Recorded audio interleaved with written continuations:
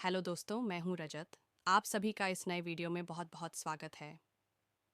दोस्तों, आज हम बात कर रहे हैं सीरियल गुम है किसी के प्यार में के आने वाले एपिसोड्स और उनमें आने वाले ज़बरदस्त ट्विस्ट्स के बारे में। इसी के साथ कहानी से कुछ किरदार बाहर होने वाले हैं और कुछ पुराने किरदार फिर से वापसी कर रहे हैं। इनमें एक ऐसा नाम सामने आ रहा है जिसे सुनकर आप सच में हैरान हो जाएंगे। इन दिनों सोशल मीडिया पर अलग अलग एक्टर्स को लेकर लगातार अपडेट्स वायरल हो रही हैं कि कौन कौन से पुराने किरदार वापसी कर रहे हैं और किसकी एग्जिट हो रही है। अब सीरियल से एग्जिट लेने वाले एक कलाकार का नाम तो लगभग आप सभी को पता है, लेकिन जिस किरदार की एंट्री होने जा रही है वो नाम वाकई चौंकाने वाला है। आप लोगों ने कभी कल्पना भी नहीं की होगी कि ऐसा कोई शख्स भी कहानी में वापस लौट सकता है।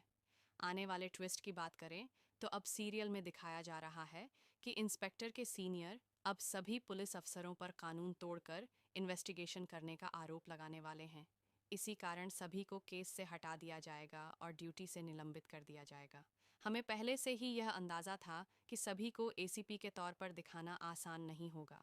जब भाविका शर्मा की एंट्री हुई थी तभी हमने बात की थी कि अगर वह एक आईएएस या एसीपी के रूप में दिखाई जाती हैं तो किरदार को बहुत मजबूत दिखाना होगा। इसीलिए अब जब मेकर्स ने सभी को एसीपी बना दिया तो ट्रोलिंग भी शुरू हो गई और उसका असर कहानी पर भी पड़ा। अब कहानी में नील और सवी एक जैसे हालात में हैं और दोनों एक दूसरे से हाथ मिलाने वाले हैं। दोनों को एक ही सच जानना है, एक ही मंजिल तक पहुंचना है। पहली बार इन दोनों को एक दूसरे के सहयोगी के रूप में दिखाया जाएगा। हालांकि शुरुआत में नील थोड़ा तंज कसता हुआ दिखेगा। आप अपनी इन्वेस्टिगेशन कीजिए, मैं अपनी करूंगा। आप अपने पति को बचाने की कोशिश कर रही हैं, जिससे मेरी तेजस्विनी की छवि खराब हो रही है।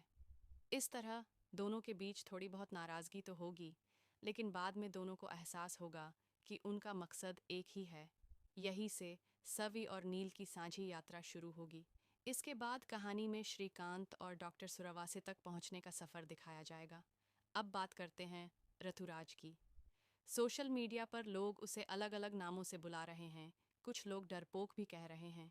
हालांकि वह एक नेगेटिव किरदार है, लेकिन उसे इतना खतरनाक नहीं दिखाया गया कि वह किसी की जान ले सके।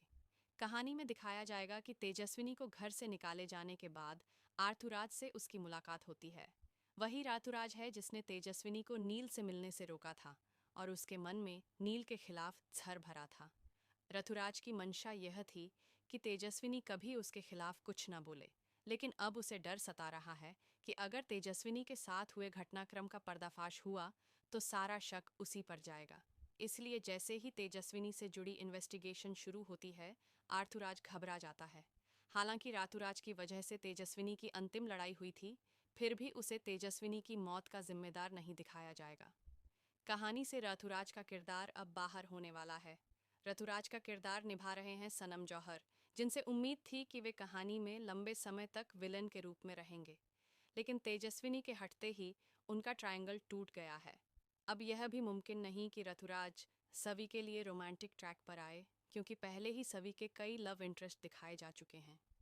अगर रथुराज को भी जोड़ा गया तो मेकर्स को और ट्रोलिंग का सामना करना पड़ेगा।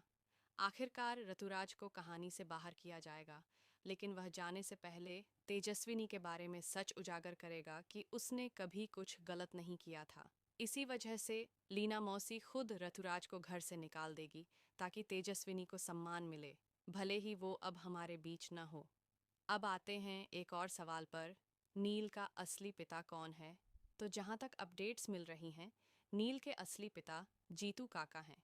हालांकि उनकी पत्नी को अभी तक नहीं दिखाया गया है, लेकिन आने वाले समय में उनका फ्लैशबैक ज़रूर दिखाया जाएगा।